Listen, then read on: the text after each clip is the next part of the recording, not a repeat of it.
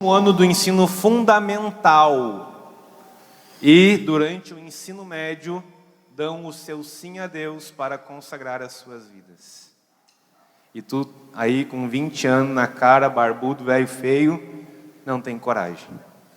E esse ano tenho a graça de ter trazido um filho meu junto, Eduardo. Levanta aí, Eduardo, para passar vergonha. Isso aí, palmas para o Eduardo, por favor. Sabe que a alegria do pai é fazer o filho passar vergonha, né? Então, por isso. Então, o Eduardo entrou no seminário com 14 anos, tá? Só para dar na cara de vocês aí. Então, nosso tema de hoje, gente, é sobre a espiritualidade do missionário. Rezando, preparando, me vinha muita coisa ao coração daquilo que nós poderíamos rezar e partilhar nessa pregação, nessa formação. Então, preciso bastante da colaboração de vocês para ver se dá tempo de falar minimamente daquilo que Deus, eu acho que é Deus, né? Que era Deus, estava suscitando. Então, nós vamos agora, você não precisa abrir sua Bíblia agora, tá? Só anota aí, Mateus 9:9. É a vocação de Mateus, para nós rezarmos, para nós nos formarmos sobre a espiritualidade do missionário. Mateus, no capítulo 9, no versículo 9, diz assim: Indo adiante, viu Jesus um homem chamado Mateus, sentado na coletoria de impostos, e disse-lhe: segue-me. Este, levantando-se, o seguiu. Eu vou ler mais uma vez, preste atenção. Indo adiante, viu Jesus um homem chamado Mateus, sentado na coletoria de impostos, e disse-lhe: segue-me. Este, levantando-se, o seguiu. Aqui nós temos 3 passos muito importantes, pelos quais eu espero que nós tenhamos passado.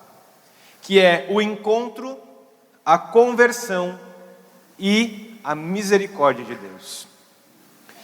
Para quem não sabe, a coletoria de impostos da época funcionava mais ou menos assim. Aqui está o nosso amigo pequenininho aqui, como é que é o nome? Iago, que é coletor de impostos. Ele vinha e cobrava o meu imposto. Ele cobrava um valor aleatório que ele decidia ali, pá, me cobrava. Daquele valor que ele me cobrava, na verdade, só uma parte era de verdade para impostos, porque uma boa parte ele embolsava. Por isso, ser coletor de impostos era sinônimo de ser ladrão, ser corrupto. Infelizmente, é um pouco como a gente tem ideia de político, né? Infelizmente, a gente tem essa ideia, não que todos sejam, mas a gente criou essa imagem, né? Todo político é corrupto. E ali, então, Mateus se via nessa profissão de coletor de impostos como um ladrão. E olha que interessante, para já começar a abrir o nosso coração em relação à misericórdia de Deus. Ele estava na coletoria de impostos, quando Jesus passou por ele e disse: segue-me. Ele estava na coletoria de impostos, é sinônimo de que ele estava no pecado. Jesus chamou Mateus justamente na hora em que ele estava pecando. Olha que loucura isso. Pois ali no local do pecado, na hora do pecado, enquanto ele estava pecando, Jesus passa e diz: segue-me. Aqui a gente já começa a ficar escandalizado com a misericórdia de Deus. Escandalizado com a misericórdia que escolhe só miseráveis. Santa Teresinha diz que a misericórdia tem sede de miséria. E é exatamente isso que a gente vê na vocação de Mateus. Jesus podia ter chamado ele pelo menos quando ele estava em casa, para dar uma disfarçada, né? Pelo menos não estava ali com a mão na massa. Talvez com um coletor de impostos a gente não está entendendo, mas pensem se o cara fosse um prostituto, né? Um garoto de programa. Jesus ia chamar ele quando ele estava onde? Na cama. É a mesma coisa, porque Jesus chamou Mateus quando ele estava ali no pecado, na hora do pecado. E aqui nós vemos então que na vocação de Mateus, Deus moveu-se em direção a ele por amor. Deus moveu-se ao encontro de Mateus por amor. Existe um texto, uma homilia muito bela de São Beda. São Beda é um santo bem desconhecido, onde ele faz uma homilia sobre essa passagem bíblica.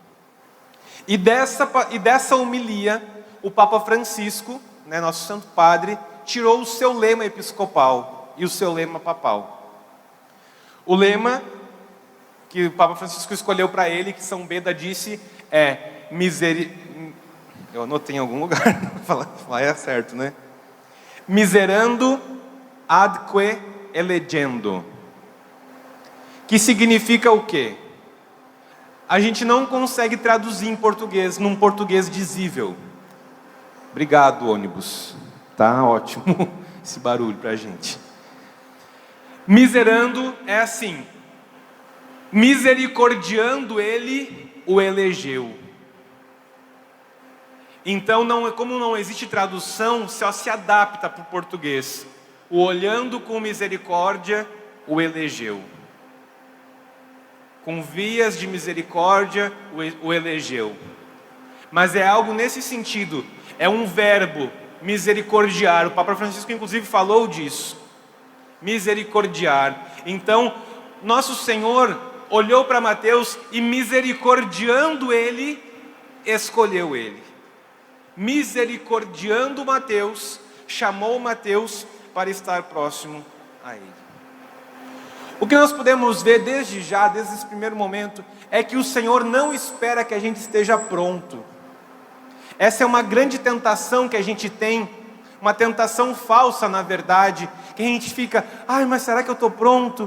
Mas será que isso? Não, mas eu não sou digno. Mas eu não sou digno de ser padre para entrar no seminário.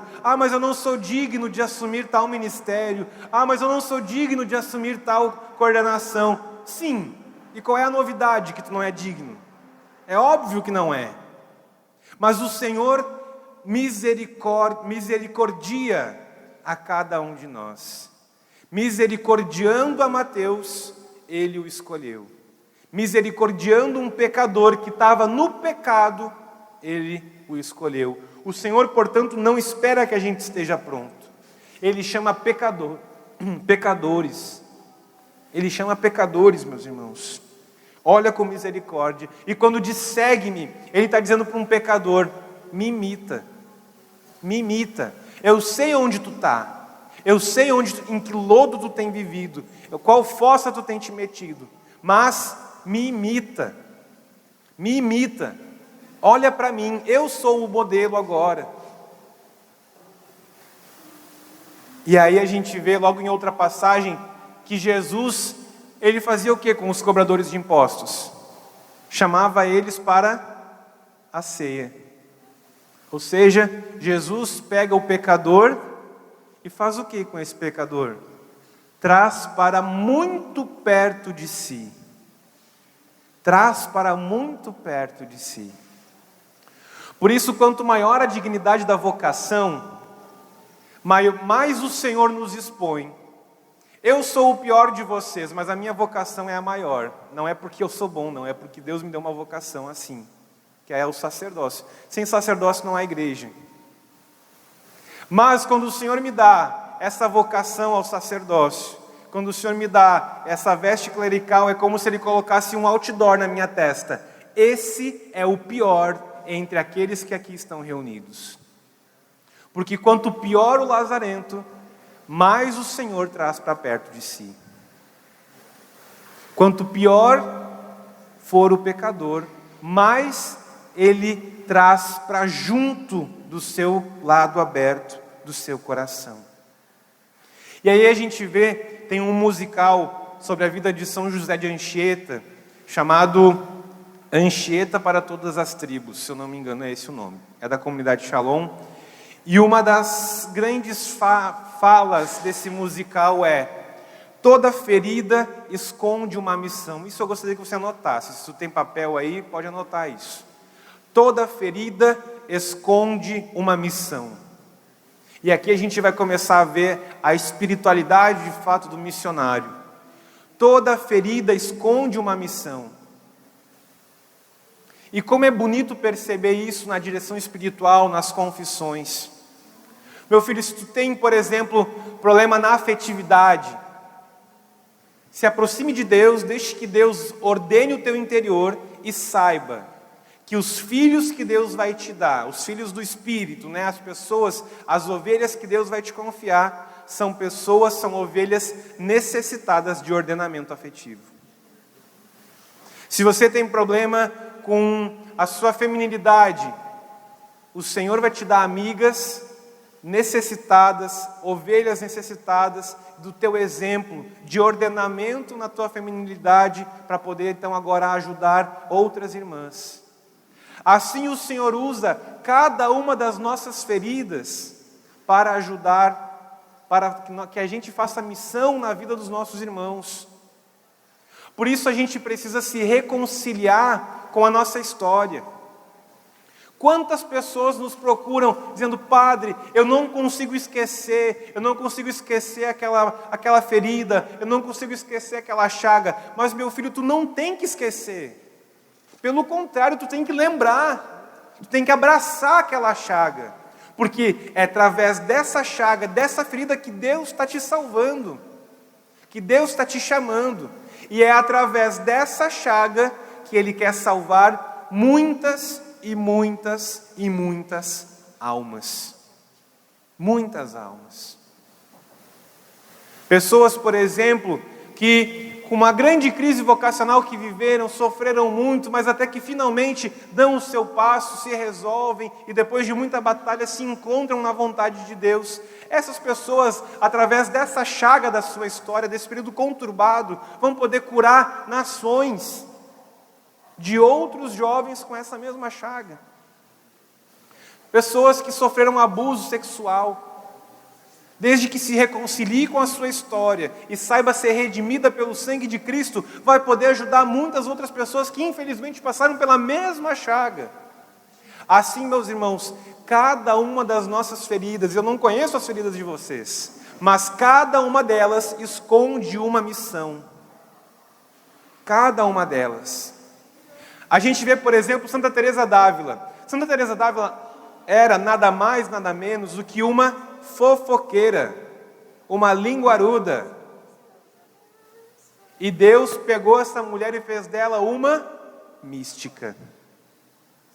Mestra de oração contemplativa, doutora da igreja. São Francisco de Assis era nada mais, nada menos do que um burguês sem vergonha ordinário, filhinho de papai. E Deus fez dele um pobre. E quem era aqueles que seguiam Francisco? Aqui vai ficar bem fácil vocês verem o exemplo do que eu estou falando. Quem eram os que seguiam Francisco? Eram os outros burgueses. Os primeiros a seguir Francisco eram os outros burgueses. Eram os outros filhinhos de papai, eram os outros riquinhos. Porque a ferida de Francisco escondia uma missão. A ferida de Francisco escondia uma missão. A tua ferida esconde uma missão. Mas tu precisa te reconciliar com a tua ferida. Francisco nunca quis esconder, esquecer de que era um filhinho de papai. Santa Teresinha, uma mimada. Era uma mimadinha. Escrupulosa. O que Deus fez com ela? Um homem muito mais macho do que todos nós aqui reunidos. Santa Teresinha, por exemplo, não se escorava no encosto da cadeira, que nem vocês estão aí, assim, bem escoradão. Porque ela queria mortificar constantemente. Ela dizia que ela não queria perder a oportunidade de oferecer um sacrifício para Nosso Senhor. Toda ferida esconde uma. E assim Nosso Senhor fez de Mateus, aquele pecador que Ele pegou na coletoria de impostos, um apóstolo. Ou seja, fez de Mateus um missionário. O Senhor quer te fazer missionário. O Senhor quer te fazer participar de uma das dimensões mais belas da igreja, que é a missão. Sabe que a missão é algo que é parte da igreja. Nós não podemos compreender a Igreja Católica sem missão. Então, se Deus está te fazendo missionário, é porque Ele quer te fazer parte de algo que é fundamental, essencial daquilo que é ser igreja. Olha que privilégio o Senhor está te dando. E quando Ele está te dando esse chamado para este tempo, Ele está escrevendo na tua testa: pecador, miserável, o pior do teu grupo de oração. O pior, porque Deus gosta de trabalhar com os piores. Ele gosta de trabalhar com os piores. Porque assim Ele manifesta que a glória não pertence a nós, mas pertence a quem? A quem? A quem, caramba? A Ele, a Deus. É a Ele que pertence a glória dessa missão.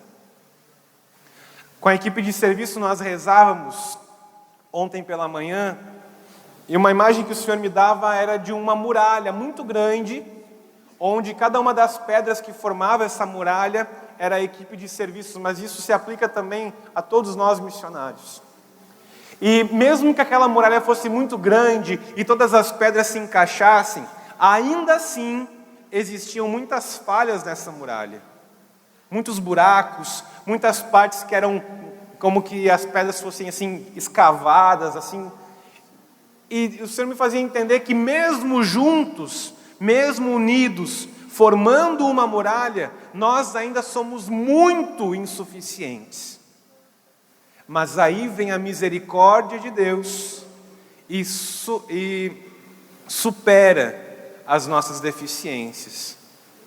E vem cobrindo cada uma das lacunas do nosso coração, da nossa missão. É isso que nós somos, meus irmãos. Nós somos missionários? Sim, por graça e misericórdia de Deus. Mas nós somos porque somos os piores. Porque somos os piores. E assim o Senhor nos chama a sermos igreja. Olha aí para quem está do teu lado, só para a gente acordar, né? Todo pregador faz isso, todo mundo fala que não gosta, mas todo mundo faz, né? Mas olha aí, dá um tapão nos beiços dele para acordar. E diz para ele: tu é a igreja.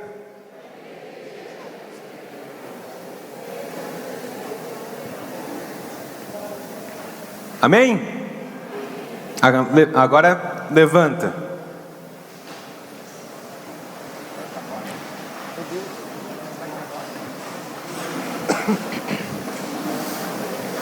Levantou? Agora senta.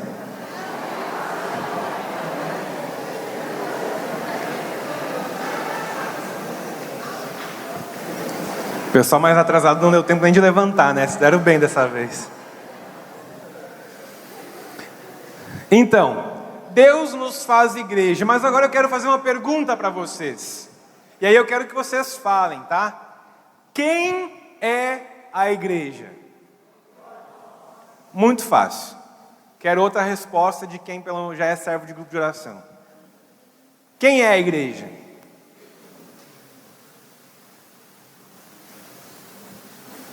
Quem é a igreja? Já fizeram o módulo básico? Já, né? Espero que sim. Quem é a igreja? A igreja é a esposa. Então, vamos fazer de conta, volta. Quem é a igreja? É a esposa de Cristo. Muito bem, palmas para os missionários do Jesus no Litoral. Muito bem, estou impressionado com vocês, hein? Show de bola. A igreja é a esposa. Nós, então, enquanto igreja, nós somos a esposa de Cristo. E para mim isso toca muito meu coração. Saber que Deus nos chama a sermos esposa de Cristo. Enquanto igreja, obviamente. A igreja, enquanto esposa, precisa ser entendida. Porque isso nos faz notar o quê? que nós não somos um clube, nós não somos uma sociedade, nós não somos qualquer coisa aí, não. Nós somos uma instituição divina, nós somos uma instituição fundada, desejada, querida por Deus. É Deus mesmo que nos forma enquanto igreja, e quando nos forma enquanto igreja, através do nosso batismo, Ele nos faz sua esposa. E a esposa é aquela que se faz uma só carne com o esposo. Por isso, se nós somos igreja, missionários, nós temos que ser uma só carne com quem? Com Cristo. Nós precisamos ser uma só carne com aquele que nos chamou. E essa é a espiritualidade do missionário. Ser uma só carne com o esposo. Vocês sabem muito bem que Santa Teresinha é padroeira das missões. Como pode uma carmelita, né? Todo mundo sempre faz, né, questionamento quando vai falar disso, qualquer pregação sobre Santa Teresinha. Como pode uma carmelita que nunca saiu do claustro ser padroeira das missões? Porque ela foi esposa. Porque ela se fez uma só carne com o esposo. Porque ela se fez uma só carne, um só coração, uma só alma, um só sentimento com aquele esposo que deu a vida por ela. E porque ela se fez uma com ele, ela tinha os mesmos sentimentos de Cristo. Por isso a dor de Cristo, por saber que nações inteiras ainda não conheceram o seu nome, era a dor daquela carmelita enclausurada em Lisieux.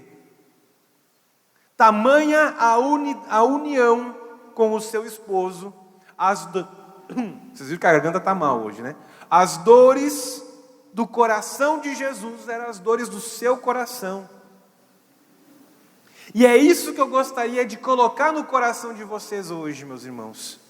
Nós precisamos, na missão, ter os mesmos sentimentos de Cristo, porque senão nós viemos para cá para passear na praia, para dizer só Feliz Ano Novo, que Deus abençoe. Isso é muito vazio. A gente veio salvar almas, a gente veio fazer com que pessoas se confessem depois de 40 anos sem se confessar, a gente veio impedir que pessoas se suicidem, a gente veio curar câncer se for necessário, porque nós viemos para cá para ter os mesmos sentimentos que o esposo. Essa é a missão da esposa, ter os mesmos sentimentos do esposo. E quem gera em nosso coração esse sentimento? É o Espírito. É o Espírito Santo de Deus que faz com que o nosso coração seja moldado, seja formado segundo o mesmo coração sagrado de Cristo. E esse é o missionário. O missionário é aquele que tem um coração com os mesmos sentimentos de Cristo. O missionário é aquele miserável, o pior de todos, que o Senhor chama. E quando o Senhor chama do mesmo jeito que chamou Mateus. E tendo chamado Mateus, ele chamou no pecado. E então esse chamado toca o nosso coração e faz querer que a gente dê essa vida para outras pessoas, para que outras pessoas recebam aquilo que de graça nós recebemos. Meus irmãos, se a gente não veio aqui para isso, nós viemos pelo motivo errado. Nós viemos para levar a esse povo aquilo que nós de graça recebemos. De graça recebemos, de graça devemos dar. Feche seus olhos um instante, mas não durma, por favor. Quando foi a tua primeira experiência com Deus? Quando foi a tua primeira experiência com o amor de Deus?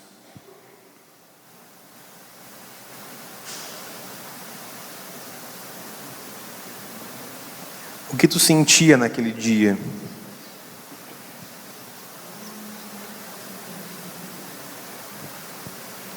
O que tu sentia naquele momento?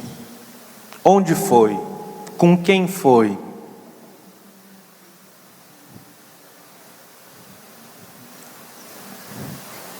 O que essa lembrança gera no teu coração? Vai lembrando. Como estava a tua vida? Como a tua vida ficou?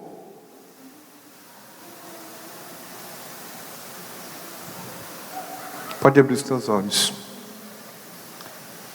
São João, no Evangelho, ele nos narra o seu primeiro encontro com Jesus.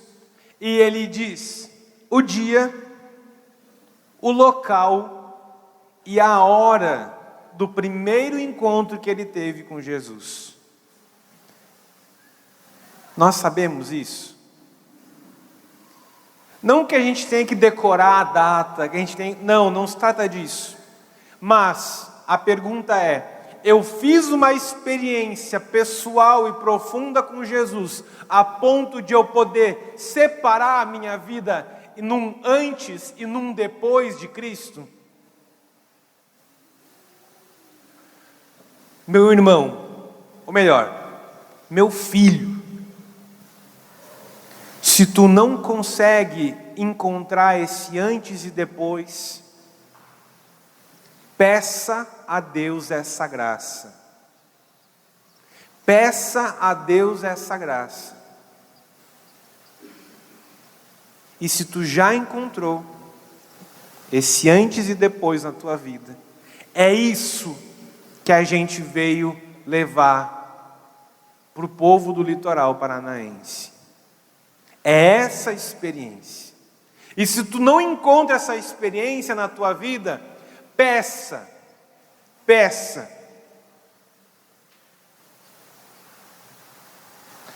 Sabe que uma das coisas que se diz assim, né? Muita gente diz muita coisa, né? Mas uma das coisas que se diz em relação àquilo que é próprio da RCC na sua história, é que a RCC nasceu como um sopro de Deus para trazer o batismo no Espírito para a igreja. Certo ou errado? Certo. E isso começou com pessoas que já eram católicas, ou seja, que já tinham feito a sua primeira experiência com Jesus, e aí depois receberam a graça do batismo no Espírito, com a experiência da renovação carismática na igreja.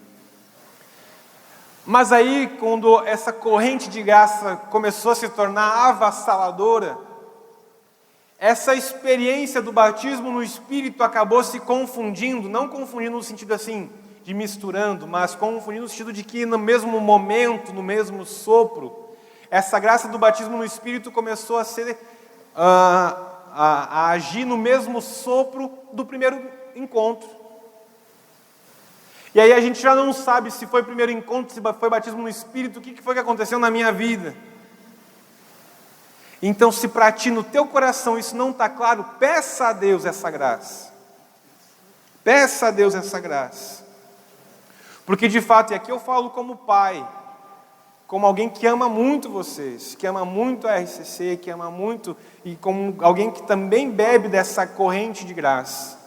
Mas meus filhos, existe muita coisa por aí sendo chamada de batismo no Espírito que não passa de papagaiada. E para que nós possamos levar a efusão do Espírito para as pessoas que nós vamos encontrar, nós precisamos ter bebido dessa graça. Uma graça que é uma graça genuína, que brota do próprio coração de Deus, mas que precisa ser real, precisa ser verdadeira. O batismo no Espírito precisa gerar em mim intimidade com Deus. O batismo no Espírito precisa gerar em mim amor à cruz, amor aos sacramentos. Me desculpa, mas se tu ainda não vai à missa dominical, tu não foi batizado no Espírito, coisa nenhuma. Mentira. Tu mal e mal encontrou Jesus. Nós precisamos fazer essa experiência. E se talvez tu está desse jeito, não se preocupa que aqui, talvez o irmão que está do teu lado não tenha essa miséria, mas tem outra, é tudo aqui miserável. Então vamos rezar por ti também, e vai todo mundo se ajudar, todo mundo rezar uns pelos outros. Mas a questão é que a gente não pode ficar como nós estávamos. Nós precisamos mudar. Nós precisamos mudar para ter intimidade com Cristo. Essa intimidade que tinha Santa Teresinha, que fez com que ela se tornasse missionária. É essa intimidade de esposo com esposa que a gente quer. E aí quando nós vemos o chamado de Cristo para os apóstolos, o que ele diz? Quem quiser me seguir, renuncie a si mesmo, tome a sua cruz e siga-me. Quem quiser me seguir, renuncie a si mesmo, tome a sua cruz e me siga. Renunciar a si mesmo, renunciar os seus prazeres, renunciar às suas vontades, renunciar aquilo que é carnal, renunciar aquilo que é mundano, para abraçar aquilo que é de Deus, e somente aquilo que é de Deus. E aqui, desculpa ficar batendo na mesma tecla, mas se eu ainda sou amigo do pecado, pecador todos nós somos, que nós pecamos, todos nós pecamos, mas se eu ainda sou amigo do pecado, é sinal de que eu não fui batizado no Espírito Santo. É sinal de que essa efusão não aconteceu. E aí eu preciso fazer o quê? Clamar, pedir, de coração aberto, como quem quer fazer uma experiência com Deus,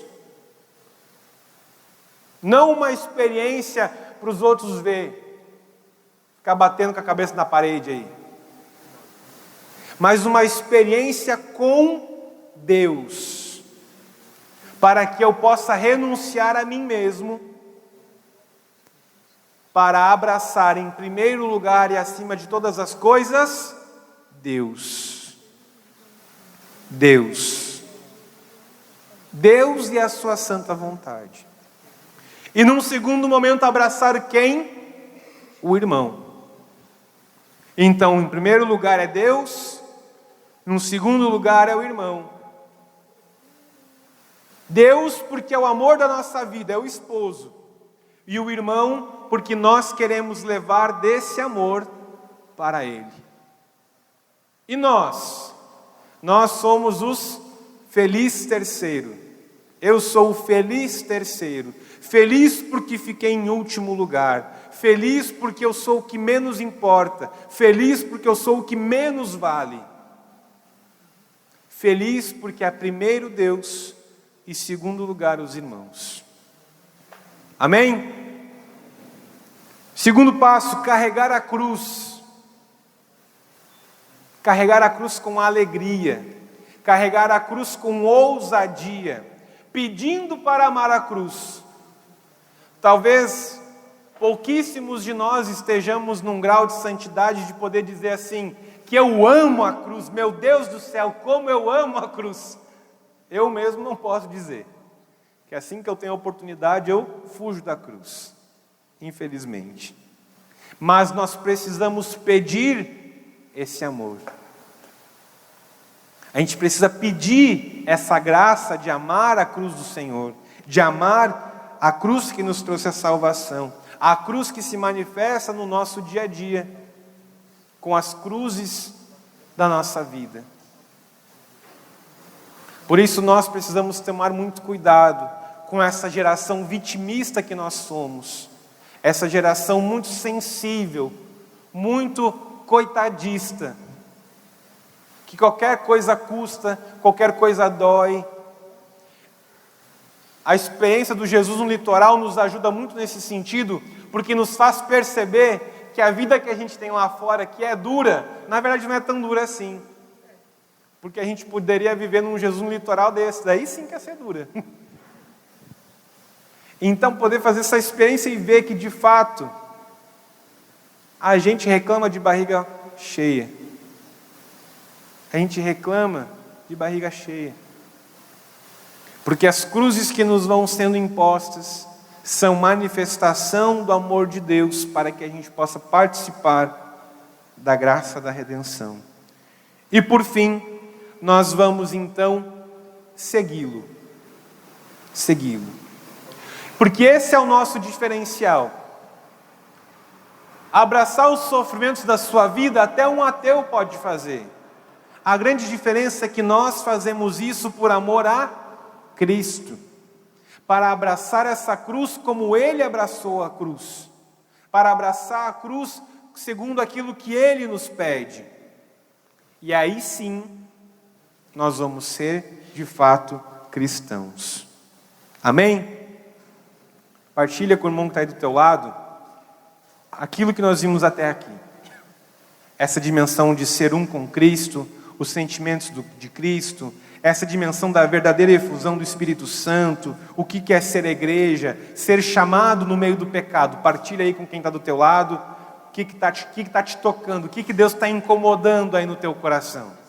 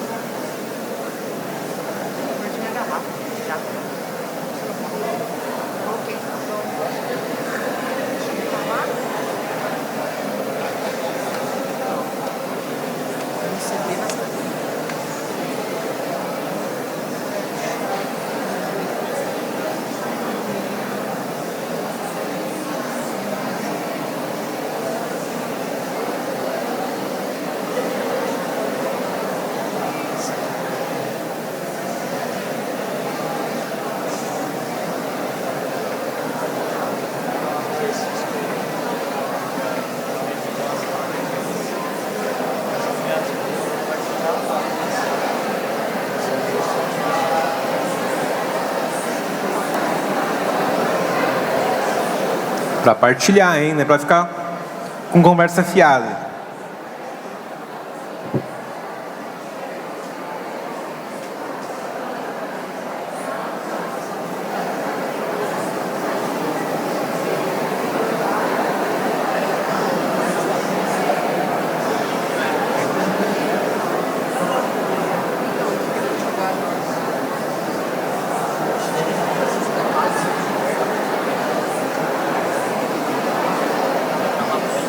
Amém? Muito bem, vamos voltar então. E aqui eu queria saber se alguém brevemente gostaria de partilhar. Só que sério, assim, né? Algo que está tocando o seu coração sobre o que nós vimos até aqui, dessa experiência de misericórdia, missão. Alguém quer partilhar alguma coisa?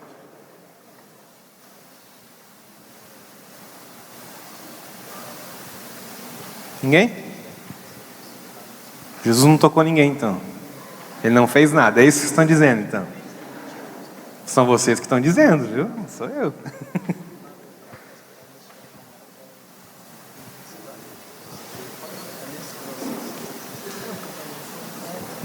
Bom, o que o Padre Diego disse e me chamou a atenção foi sobre a questão da frase, agora eu esqueci. É o nervoso. Que isso, toda ferida tem uma missão. E acho que Deus, em sua infinita misericórdia, além de ser uma missão, também quando Ele permite dessa ferida acontecer, ela também já vem então com o seu próprio remédio, que é, né, você fazer essa missão e ajudar o outro, ajudar o próximo.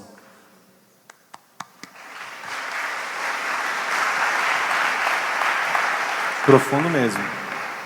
Deus nos dá o remédio, muito profundo.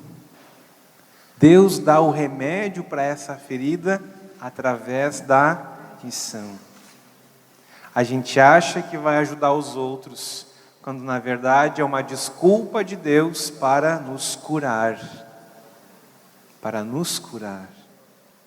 Meus irmãos, a gente precisa estar aberto para ver Deus. A gente precisa estar aberto para fazer uma experiência com o amor de Deus. A gente precisa estar aberto para entender que nós precisamos ser misericordiados para que a gente possa misericordiar. Somos nós somos os piores. O povo que está lá na praia, eles são muito melhores do que nós. São Francisco dizia: um ladrão com as graças que eu recebi seria muito melhor do que eu. É isso. Nós precisamos ser curados. E essa graça de intimidade, essa graça, melhor dizendo, da efusão do Espírito, tem que gerar intimidade, ela precisa ser alimentada com algumas práticas espirituais que eu gostaria que vocês anotassem. Porque intimidade com Deus não é ser, eu estou sempre em presença de Deus. Eu estou sempre na presença de Deus, eu estou sempre em oração. A pessoa está se achando um santo de sétima morada quando diz isso. Porque é só na sétima morada que a gente consegue estar em presença constante de Deus, gente. Então eu preciso, para estar em presença de Deus, de práticas espirituais. E aqui nós temos uma característica nossa, que a gente adora rezar, mas sem regra, sem ordem, sem disciplina. A gente precisa de disciplina na nossa vida de oração. A gente precisa de práticas espirituais bem concretas para ir colocando ao longo do meu dia. Então a primeira delas, Eucaristia. Eucaristia, seja na Santa Missa, seja na adoração eucarística. Eu preciso entender que é da Eucaristia que brota todas as coisas. E preciso entender que é para a Eucaristia que fluem todas as coisas. Ela é a fonte e ela é também o ápice, diz a igreja. A Eucaristia é a fonte e o ápice da vida cristã. Se eu não tenho vida eucarística, tem alguma coisa muito errada. Tem alguma coisa muito errada. Preciso ter vida eucarística, no mínimo, com a missa dominical. Mas isso ainda é muito pouco para quem fez uma experiência com o amor de Deus. É muito pouco. É muito pouco, gente. E aí a gente vai vendo, a gente começa a refletir, será que a gente não está afrouxando demais? Será que a gente não está afrouxando? Será que a gente não está escolhendo o caminho mais fácil? Será que a gente não poderia escolher acordar mais cedo para ir na missa antes de trabalhar? Será que a gente não podia dar um jeito, fazer uns corre para pegar uma missa no final do dia? Ao menos visitar o sacrário ao longo da semana? Primeira coisa é a vida eucarística. Se não tem vida eucarística, não tem vida espiritual que se sustente. Segundo ponto, oração pessoal. Aquele momento que eu paro para conversar com Deus. Aquele momento que eu paro para ter um bate-papo com Ele. Uma conversa livre. Onde eu levo os sentimentos do meu coração para Ele. Onde eu levo para Ele aquilo que está se passando no meu interior. Terceiro ponto, confissão. Confissão. E aqui, vocês precisarão enfrentar lá as dificuldades que vocês têm. É porque lá o padre é isso, que lá o padre é aquilo, que lá o padre é aquilo outro. Filho, o que está valendo mais? A tua salvação Ou evitar problema lá, ou a tua preguiça de enfrentar alguma dificuldade lá para poder se confessar. Confissão frequente. Pecou, confessou. Pecou de novo, confessou de novo. Quantas vezes precisar. Porque como eu vou querer crescer em intimidade com Deus, nessa experiência de misericórdia, se eu não provo da fonte da misericórdia, que é a confissão? Isso é loucura, não faz sentido. Não faz sentido. É da misericórdia de Deus, na confissão, que brota a experiência de ser perdoado. É na confissão. Próximo ponto, a Léxio Divina. A renovação carismática ficou conhecida por quê? Por carregar a Bíblia debaixo do braço, por ter a Bíblia toda arriscada. Para saber se a Bíblia é de carismático, sabe como é que faz? Abre lá em 1 Coríntios 12 e vê se está tudo riscado.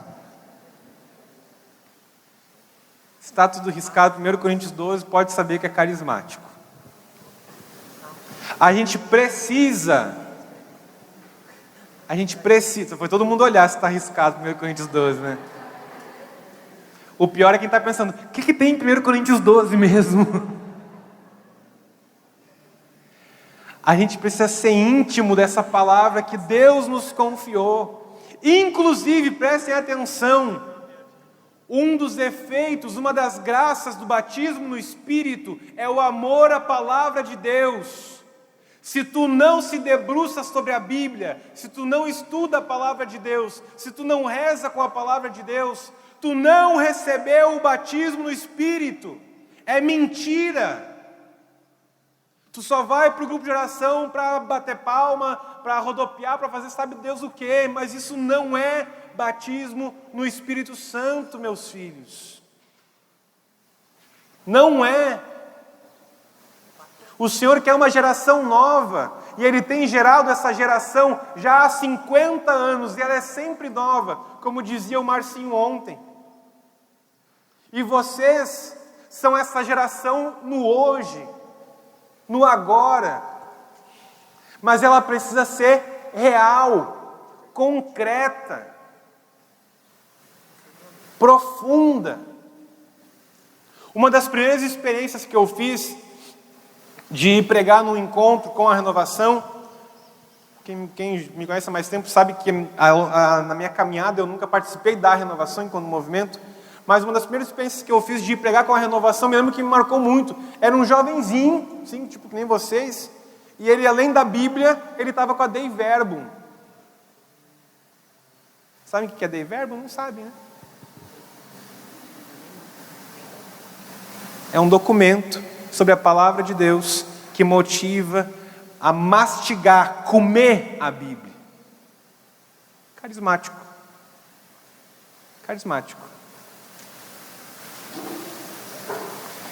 A Bíblia precisa ser devorada,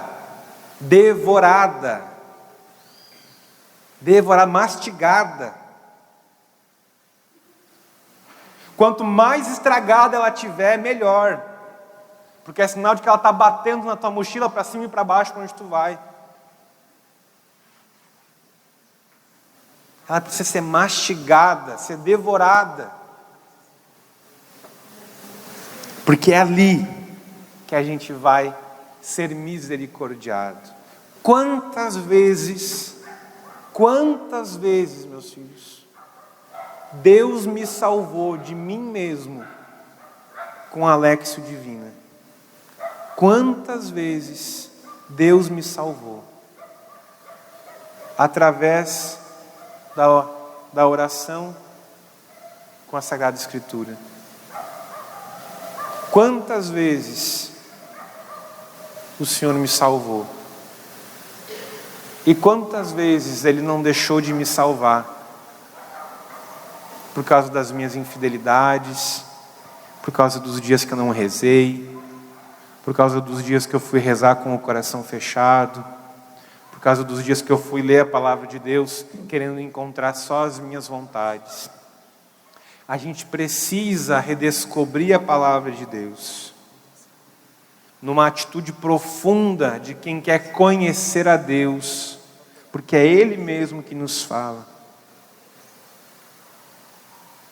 Sobre a Léxio Divina, são alguns pontos importantes que a gente vai destrinchar. Primeiro, que a gente precisa de preparação para fazer a Léxio Divina. Tá? E a preparação para a Léxio Divina é, em primeiro lugar, o silêncio. Preciso ter um silêncio que é o quê? Um local adequado, uma hora marcada e uma duração pré-definida. Não posso fazer esse negócio de que agora eu vou rezar. Daí pega a palavra de Deus, fica lá horas. Daí no outro dia não reza. Daí no outro dia reza só 5 minutos. Daí no outro dia reza 10. Daí no outro dia reza horas. Daí no outro dia não reza. Daí no outro dia reza só um pouquinho. Não. Precisa ser algo ordenado. O Espírito Santo é um espírito de ordem. Diz a palavra de Deus no livro do Gênesis que o Espírito pairava sobre as águas, dando ordem para tudo aquilo que estava sendo criado. O Espírito é um espírito de ordem. Então eu preciso de um local pré-definido. Lá na minha casa, onde é que eu rezo? Esse é o lugar de eu rezar. É lá então que vai rezar. Qual é a hora de rezar? É 5:30 da manhã. Então é todo dia 5:30 da manhã. É 30 minutos, então todo dia 30 minutos, todo dia 10 minutos, todo dia 10 minutos. É melhor todo dia 10 minutos do que um dia 30, no outro 5, no outro 20, no outro 5, no outro 2, no outro nenhum. Então, local marcado, hora marcada e duração marcada. Pedir a graça do Espírito, pedir o Espírito Santo, rezar, se abrir, orar em línguas. Reza, pede, clama, porque é o Espírito que conduz a nossa oração. Eu acho engraçado às vezes quando eu vou dirigir, acompanhar, atender, enfim, algum carismático, e não se abre aos dons na sua oração pessoal, não se abre às moções de Deus na sua oração. Gente, grupo de oração é para a gente aprender a fazer isso em casa, quando vai rezar com a palavra. Pede, canta, reza. Eu mesmo canto horrores quando rezo sozinho, e eu canto muito mal. Aí um dia eu estava lá me esgoelando de cantar. E bom, como eu sou padre, eu tenho a graça de morar com Jesus, né? Aí eu estava na capela, eu falei para ele, olha, se tem uma pessoa que pode resolver esse problema, é tu.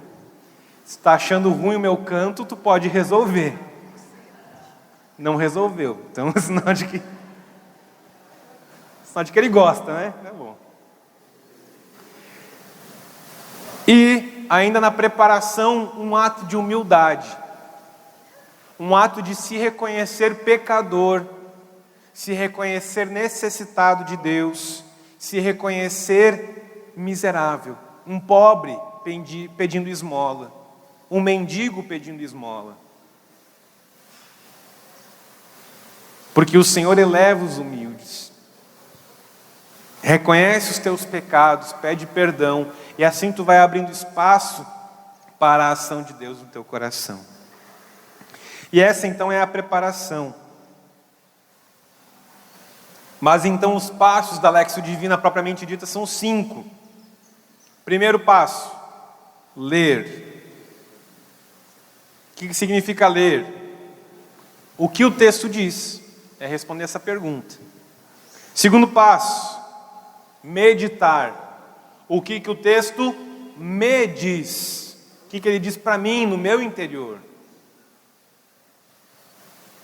Terceiro passo, rezar. O que eu agora digo para Deus, através daquilo que Ele disse naquele texto? O que eu respondo para Ele? Quarto passo, contemplar. Ou seja, que fruto que brota dessa experiência com Deus, daquela leitura, daquela oração. E quinto passo, agir. O que essa Léxio Divina me leva a fazer, colocar em prática na minha vida. Pegando como exemplo as bodas de Caná, vamos aplicar então esses 5 passos brevemente. Eu vou ler, vou ver lá o quê?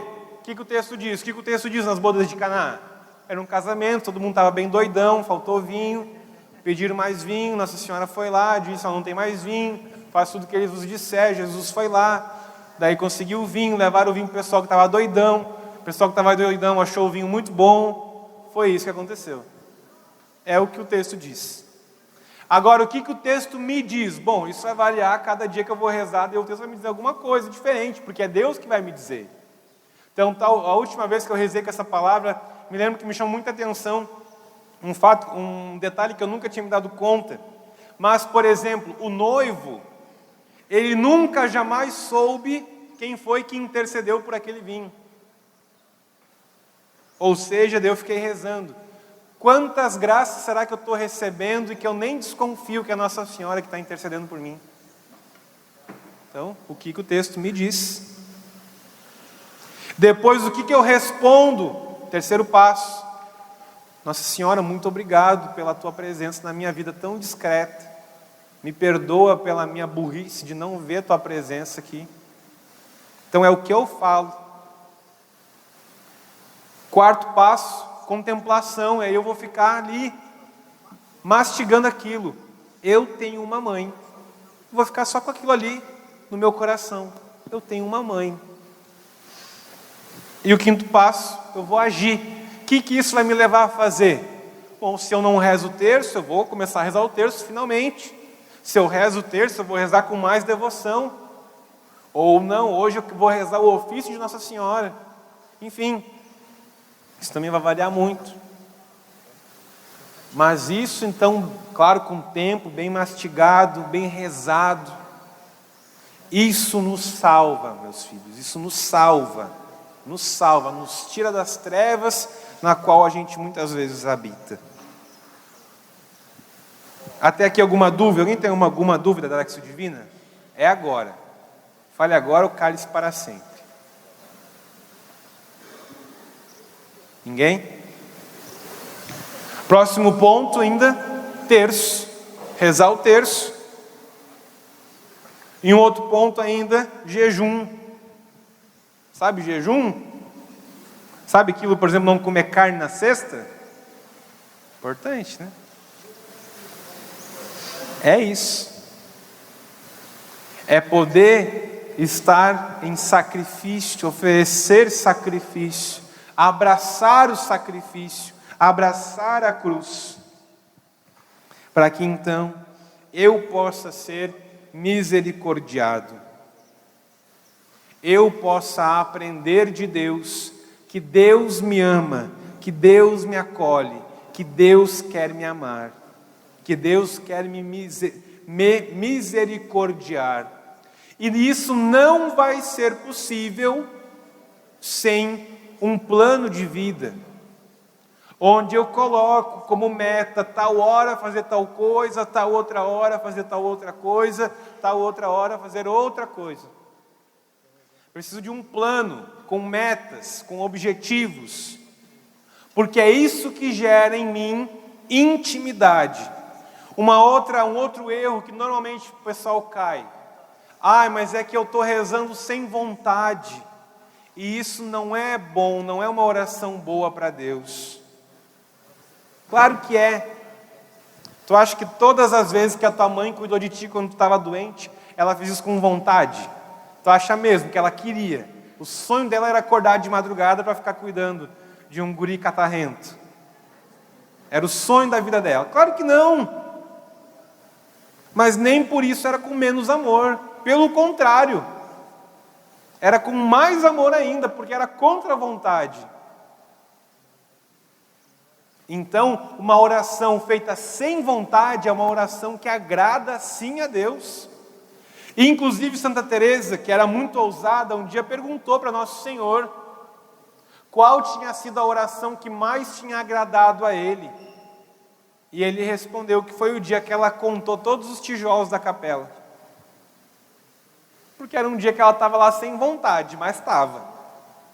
Estava lá, lutando para rezar. Lutando. E assim, meus filhos, a gente vai entendendo que nós somos essa esposa que é a igreja. que vai então sendo salva todos os dias, e cada dia um pouco mais, e cada dia um pouco mais, e cada dia um pouco mais. Então, enquanto igreja, nós precisamos aprender a acolher a misericórdia de Deus, através então desses atos concretos, dessas práticas, acolher a misericórdia de Deus também no perdão que eu dou.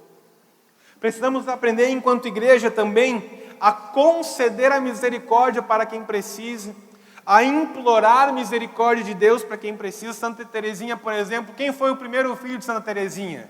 Vamos ver quem conhece Santa Teresinha. Pranzini. Quem foi Pranzini? O assassino condenado à pena de morte.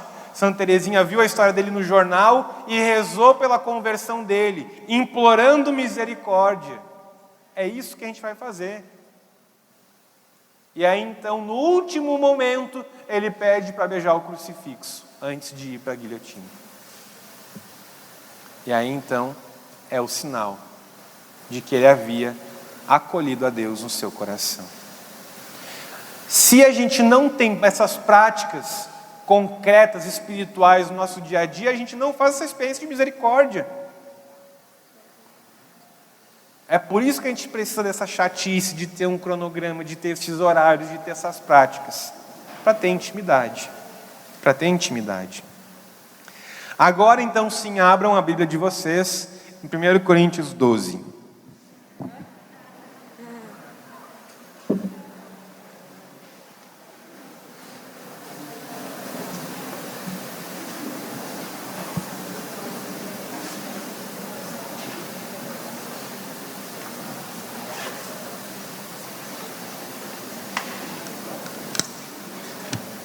Tá todo mundo comparando o nível de carismático, né? Quanto mais escada, mais carismático é.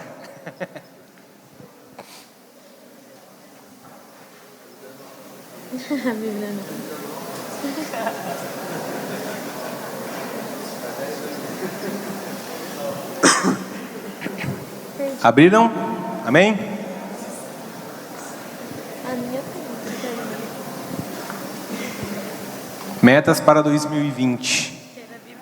Não perguntar amém ou misericórdia. O tema da nossa pregação, da nossa formação, é a espiritualidade do missionário. A espiritualidade do missionário como um mover-se de compaixão dentro dessa moção da misericórdia. Qual é a moção da misericórdia que Deus nos deu para esse Jesus no litoral? Vamos ler juntos?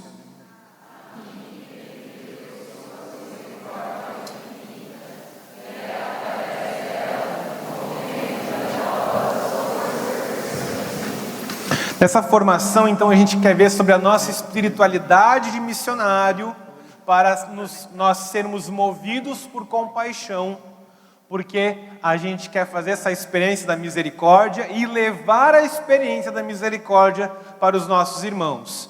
Sim ou não? Certo ou errado? Muito bem. 1 Coríntios 12. 1 Coríntios 12 fala sobre dons, carismas, a diversidade dos dons, a unidade no Senhor, a comparação com o corpo que é a igreja, e esse corpo que é a igreja é o corpo, assim como a esposa é o corpo do esposo, o esposo deve cuidar da sua esposa como o seu próprio corpo, certo? E aí quando a gente vai para o capítulo 13, o que nós temos? Aspirai aos dons mais altos. Vamos fazer o seguinte, capítulo 12, versículo 30. Tá? Sim?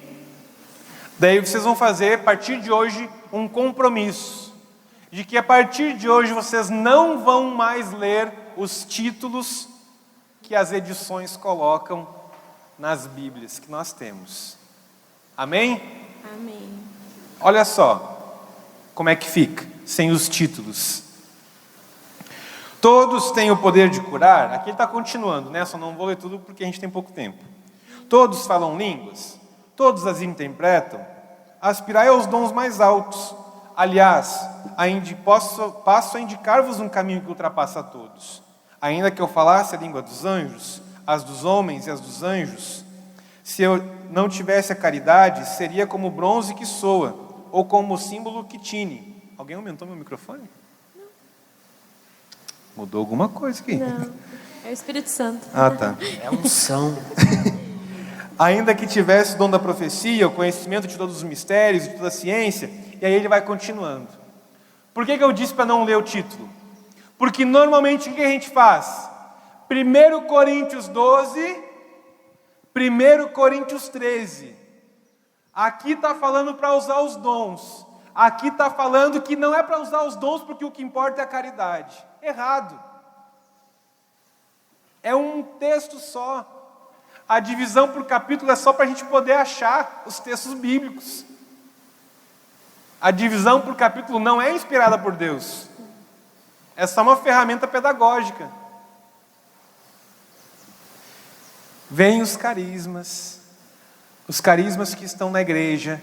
Nós somos a igreja, nós somos o corpo. Os carismas vão brotando no corpo da igreja. Cada membro tem a sua função. E aí todos nós somos levados para a caridade, que é o dom mais elevado. E aí então São Paulo nos dá esse belíssimo hino à caridade, que a gente já conhece de trás para frente, de frente para trás. E aí nós vamos lá para o versículo 12. Agora vemos em espelho e de maneira confusa, mas depois veremos face a face. Agora meu conhecimento é limitado, mas depois conhecerei como sou conhecido.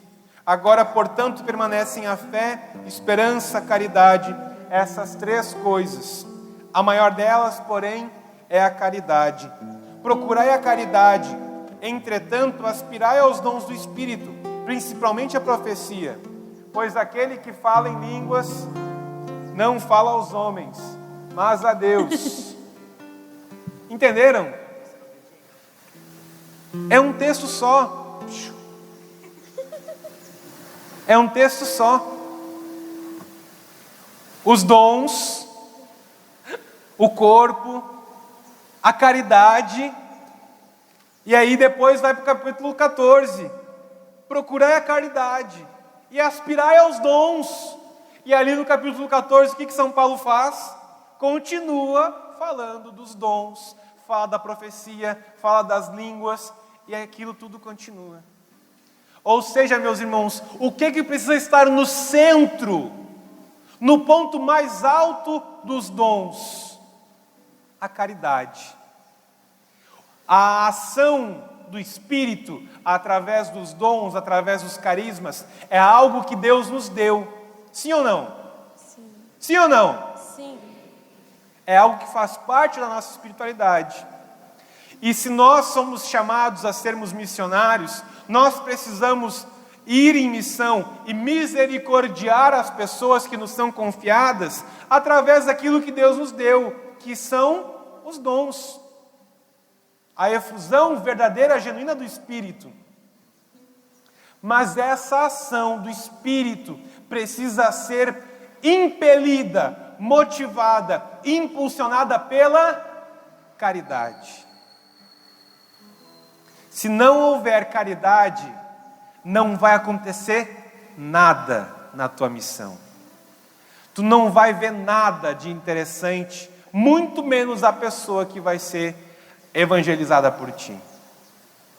Sabe por que nos nossos grupos de oração a gente raramente está vendo cego voltar a enxergar, paralítico voltar a andar, pessoas serem curadas, pessoas serem libertas? Sabe por quê? Porque vai cada um para lá preocupado consigo mesmo.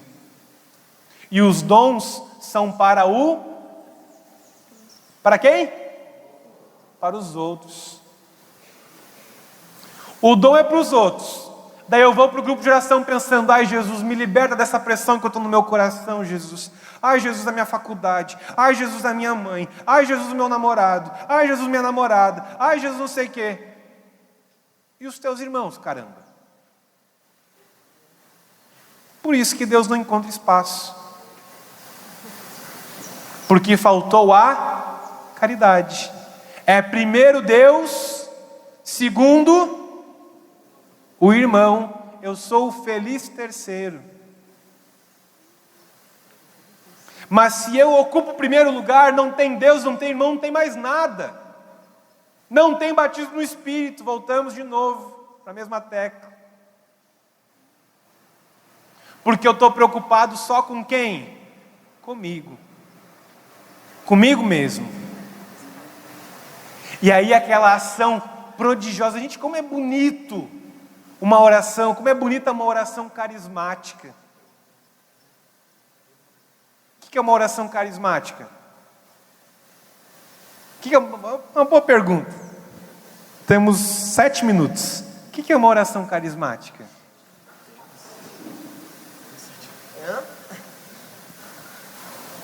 O que é uma oração carismática? Liberdade de rezar como cada um sabe. Quem dá mais? Uma oração que usa os carismas. O que é uma oração carismática? Uma oração que é aberta aos carismas. Se eu chego lá, me ajoelho, Pai, Filho e Espírito Santo, baixo minha cabeça. Essa oração pode ser carismática? Pode. Se ela for aberta aos carismas. O que tem se tornado oração carismática? Quanto mais alto eu pulo, mais carismática é a minha oração.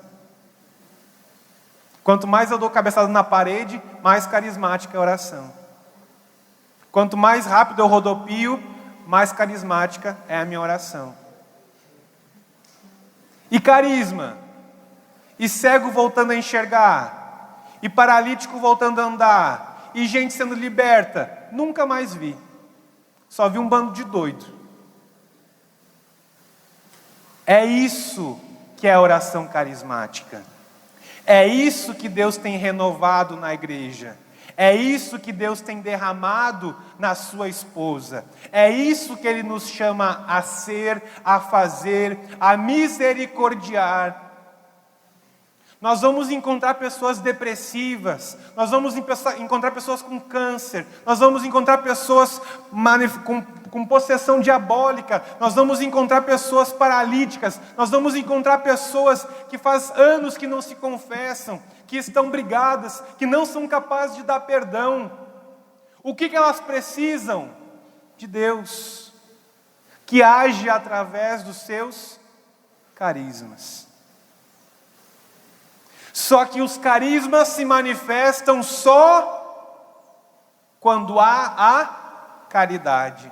Porque ainda que eu falasse a língua dos anjos, a dos homens, a dos anjos, se eu não tivesse a caridade, seria como o bronze que soa, ou como o símbolo que tine. Ainda que tivesse o dom da profecia, o conhecimento de todos os mistérios, de toda a ciência, ainda que tivesse toda a fé, a ponto de transportar montanhas, se não tivesse caridade, nada seria. Ainda que distribuísse todos os meus bens aos famintos, pastoral de rua, ainda que entregasse meu corpo às chamas, todos nós, só existe sentido se for por caridade. Desde o ministério de música, pastoral de rua, a intercessão, a cura, todos nós, só tem sentido se tem caridade. É isso que Jesus fazia. Ele ia e ele evangelizava e ele tocava e as pessoas eram curadas, porque era por amor. Fiquem de pé.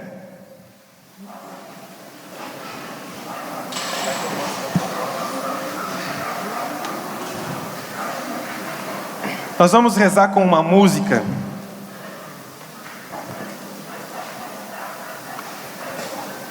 Talvez muitos não conheçam, mas a gente vai rezar com ela mesmo assim.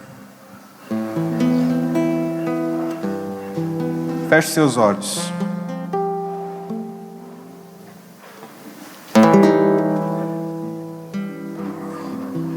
impressionante.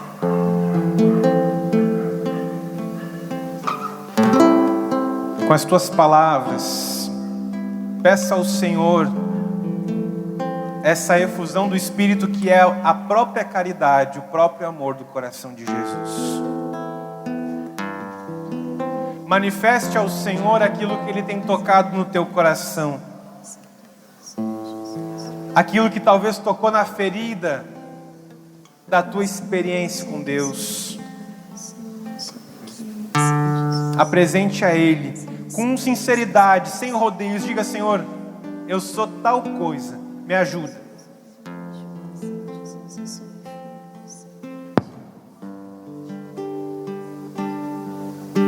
E peça a caridade, o dom da caridade. Nós te pedimos, Deus,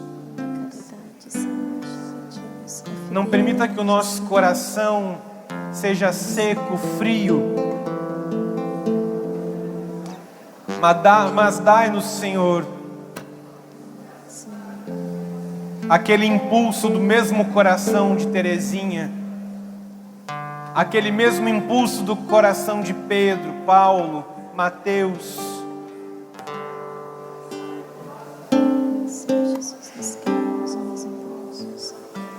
Nós somos a tua esposa. Diga para o Senhor: eu sou a tua esposa, Deus.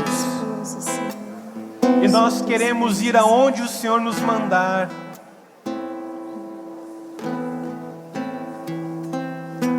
Diga para o Senhor que você aceita, que você quer, que você deseja.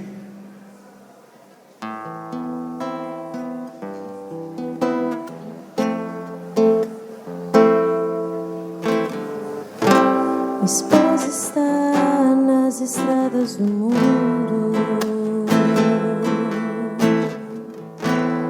indo ao encontro da humanidade. O esposo está nas estradas do mundo. Cante. O esposo está nas estradas do mundo, Indo ao encontro da humanidade. indo ao encontro da humanidade.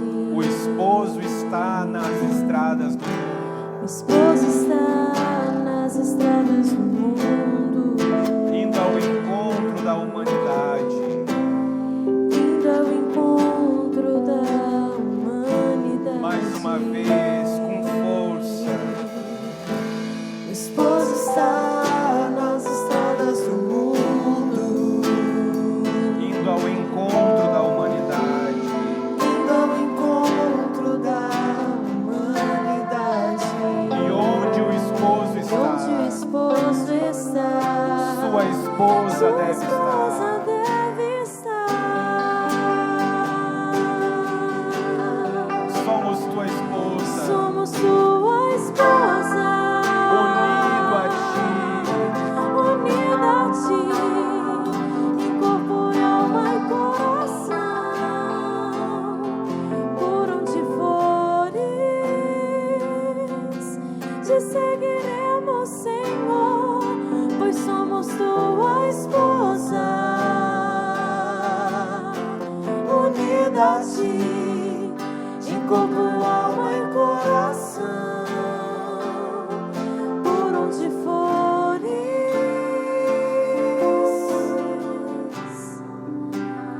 vamos partir. Mais uma vez, do início, nós vamos cantando essa música que diz que nós somos a esposa e que nós estamos dispostos a ir onde o esposo está, que nós estamos dispostos a ir unidos ao O Senhor, esposo está nas estradas do mundo, indo ao encontro da humanidade. indo ao encontro da humanidade. O esposo está. O esposo está nas estradas do mundo, Indo ao encontro da humanidade. indo ao encontro da humanidade. E agora a gente vai cantar assim: e onde o esposo está, sua esposa deve estar.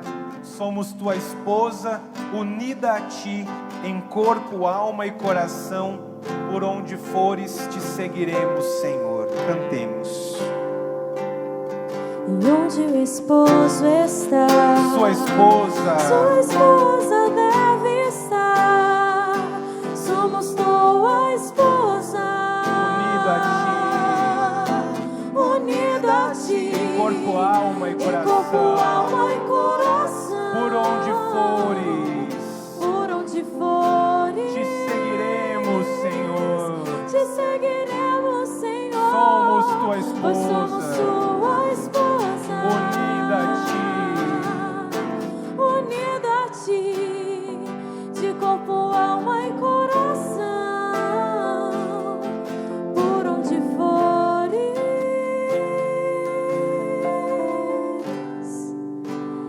vamos partir. Vá dando ao Senhor a adesão do teu coração. Diga que você está disposto. Diga que você quer ir onde o esposo